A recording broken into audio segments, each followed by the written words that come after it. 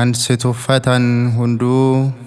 gara kophee miila kee jalatti kufuun siif sagadu. Raajicha Isaayyaas boqonnaa 60 lakkoofsa 14.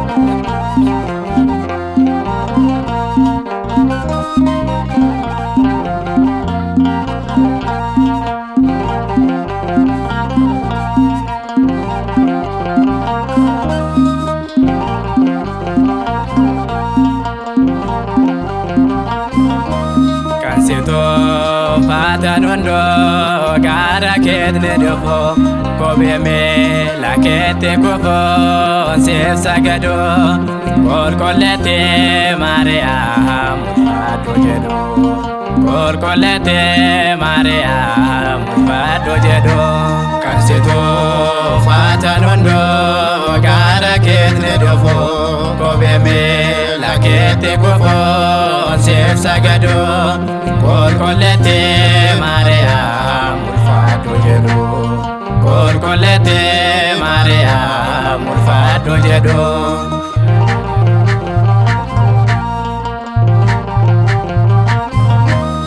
gabayne ke Mariam erke mutajala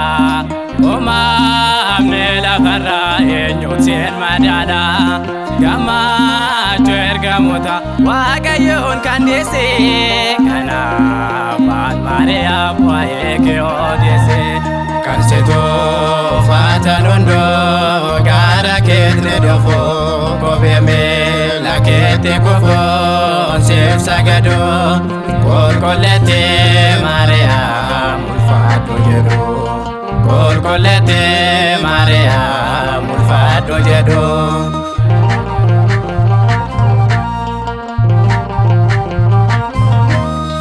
Gabriel dove wakababera gamado gamade wagne sojendera karashete nove bayenir manama ale gongora darayanama kanseto fatanondo gara ketne dofo kobe me la kete kofo sef sagado kol kolete Mariam fado jedo kol kolete Mariam fado jedo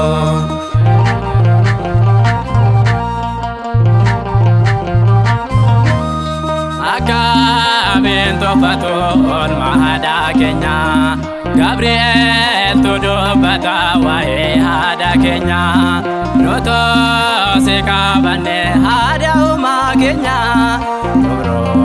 Mariam no pesada kenya kanseto fatanondo gara ketne dofo kobe me la kete kofo sef sagado kol kolete Mariam fado jedo kol kolete Mariam fado jedo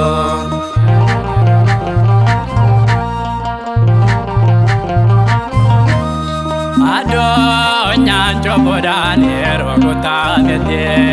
atene argamte dobre kol kolete enne sevelate goftan barabara kana fanse farse alakondara kanseto fatanondo gara ketne dofo kobe me la kete kofo sef sagado kol kolete